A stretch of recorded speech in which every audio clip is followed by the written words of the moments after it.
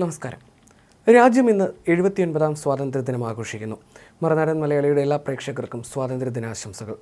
ചെങ്കോട്ടയിൽ പ്രധാനമന്ത്രി നരേന്ദ്രമോദി രാവിലെ ദേശീയ പതാക ഉയർത്തി രാജ്ഘട്ടിൽ സന്ദർശനം നടത്തിയ ശേഷമാണ് പ്രധാനമന്ത്രി ചെങ്കോട്ടയിലെത്തിയത്. രാജ്നാഥ് സിംഗ്, അമിത് ഷാ തുടങ്ങിയ കേന്ദ്രമന്ത്രിമാരും വിവിധ നേതാക്കളും ചെങ്കോട്ടയിലെ ചടങ്ങിൽ പങ്കെടുക്കുന്നുണ്ട്. ദേശീയ പതാക ഉയർത്തിയ ശേഷം പ്രധാനമന്ത്രി രാജ്യത്തെ അഭിസംബോധന ചെയ്ത് സംസാരിക്കുകയാണിപ്പോൾ. നവഭാരതം എന്നതാണ് ഇത്തവണത്തെ ആഘോഷങ്ങളുടെ പ്രമേയം. പ്രധാനമന്ത്രിയായി ചെങ്കോട്ടയിൽ നിന്നുള്ള നരേന്ദ്രമോദിയുടെ 12ാമത്തെ സ്വാതന്ത്ര്യദിന പ്രസംഗമാണ് നടക്കുന്നത്. സ്വാതന്ത്ര്യദിനത്തിൽ പൂർണ്ണ സുരക്ഷ ഉറപ്പാക്കാൻ വിപുലമായ ക്രമീകരണങ്ങളാണ് ഒരുക്കിയിട്ടുള്ളത്. നേരത്തെ പ്രധാനമന്ത്രി സാമൂഹ്യ മാധ്യമങ്ങളിലൂടെ എല്ലാവർക്കും സ്വാതന്ത്ര്യദിനാശംസകൾ നേർന്നിരുന്നു. സ്വാതന്ത്ര്യ സമര സേനാനികളുടെ സ്വപ്നങ്ങൾ സാക്ഷാത്കരിക്കാനും വികസിത ഭാരതം കെട്ടിപ്പടുക്കാനും കഠിനാധ്വാനം ചെയ്യാൻ ഈ ദിനം പ്രചോദനമാകട്ടെ എന്നും അദ്ദേഹം എക്സിൽ കുറിച്ചു. ഭരണഘടനയാണ് രാജ്യത്തിന്റെ വഴികാട്ടിയെന്ന് ഓർമ്മിപ്പിച്ച് ഭരണഘടനാ ശില്പികൾക്ക് ആദരമർപ്പിച്ച മോദി ഓപ്പറേഷൻ സിന്ദൂറിൽ പങ്കെടുത്ത ധീര ജവാന്മാർക്ക് സല്യൂട്ട് നൽകുന്നുവെന്നും അറിയിച്ചു. യുഎസിന്റെ പകരം തീരുവ പരോക്ഷമായി തന്റെ പ്രസംഗത്തിൽ പ്രധാനമന്ത്രി വിമർശിച്ചു.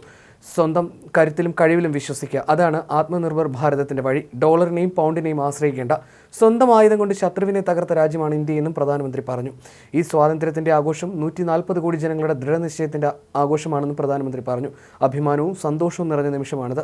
ഓപ്പറേഷൻ സിന്ദൂറിൽ നമ്മുടെ സൈനികർ തീവ്രവാദികൾക്ക് നല്ല മറുപടി നൽകി. അവരെ പിന്തുണയ്ക്കുന്നവർക്കും തക്ക ശിക്ഷ കൊടുത്തു. മതം ചോദിച്ച് തീവ്രവാദികൾ നിഷ്കളങ്കരായ സഞ്ചാരികളെ വകവരുത്തി. സൈന്യത്തിന് സർക്കാർ പൂർണ്ണ സ്വാതന്ത്ര്യം നൽകി. പാക് തീവ്രവാദ കേന്ദ്രങ്ങൾ നമ്മുടെ സൈന്യം തകർത്തു. അണുവായുധ ഭീഷണി മുഴകി ഇന്ത്യയെ വിരട്ടേണ്ട, ആ ബ്ലാക്ക് മെയിലിംഗ് നടപ്പാവില്ല.